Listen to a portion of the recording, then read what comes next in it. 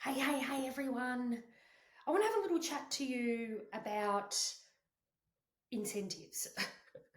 And I've had lots of different sort of conversations about this in the past, but one of the biggest challenges that sometimes business owners face when they start to bring whole heaps of new clients through the front door is that it unveils vulnerabilities in their consultation process around being able to retail, being able to get clients invested in treatment or service plans that they haven't really encountered before.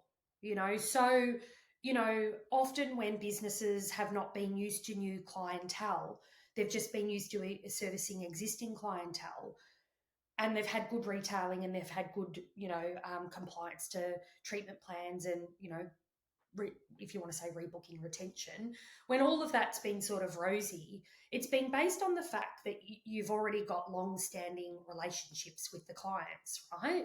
So it's not until you actually bring a whole new flood of clients through the front door that do you really test the integrity of your consultation process.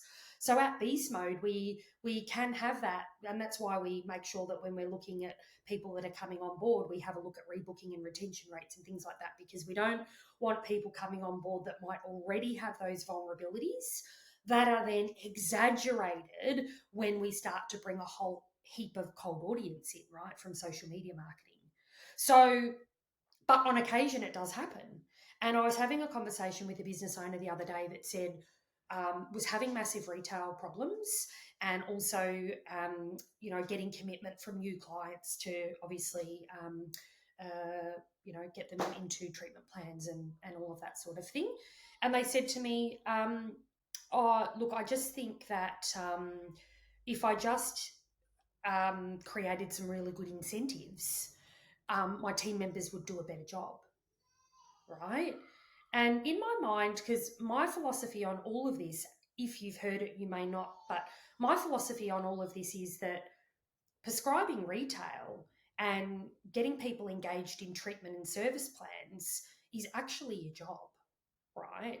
So when you start to dangle carrots in front of people and say, basically you're saying, despite the fact that this is your job, I want to do this and see whether I get a better outcome from it. That is, and let's say you do, right? To me, that's not a positive.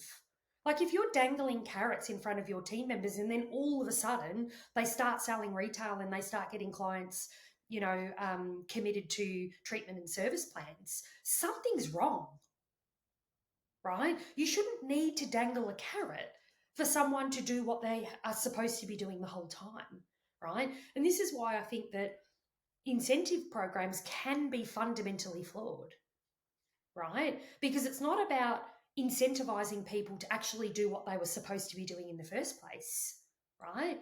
It's about acknowledging and appreciating and validating hard work, right? And I'm not against incentive programs. What I'm against is the incentive being the only reason why someone might perform and do what they're supposed to be doing.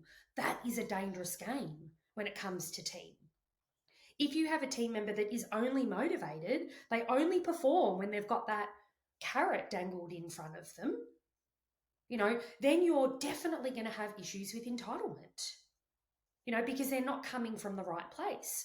I had a conversation with a client the other day who has injectables clinics, right? Now, sometimes there are some real challenges, particularly culturally, with and I don't want to generalize here. In my experience, I've just had a number of conversation with injectable clinic owners that come to me and say, my nurses are not interested in selling retail. They don't think it's their job, right? My nurses, they don't rebook, because why would you rebook? Like they just do the service and that's it. That's all they do. But I'm kind of like, yeah, but as a health professional, my view is that you're interested in the person's health and their needs and their desires, not just what they've booked in for. So I don't really understand why a nurse wouldn't want to prescribe home care, right? Or why they wouldn't want to get that client booked in advance and get the next 12 months mapped out according to their treatment plan.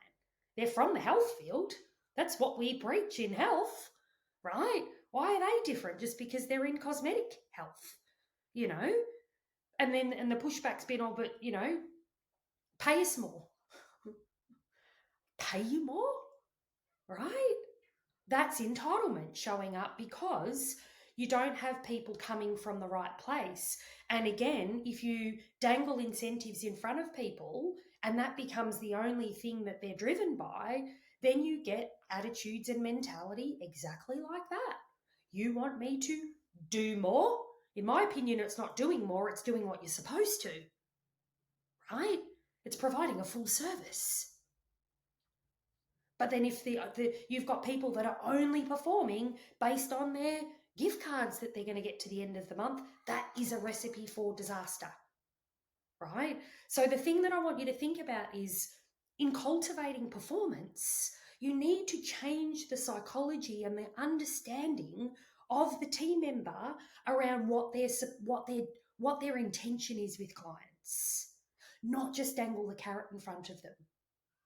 Okay, to a business owner, it might seem easier just to dangle a carrot, and it probably is. But the long term is bad, right? You'll get a short term commitment from that person. They might get a gain and they might go along, but the long term consequences of somebody being in your business that's only externally motivated by a carrot dangling in front of them is not going to be a productive, helpful, passionate, committed team member in the long term. Something to think about.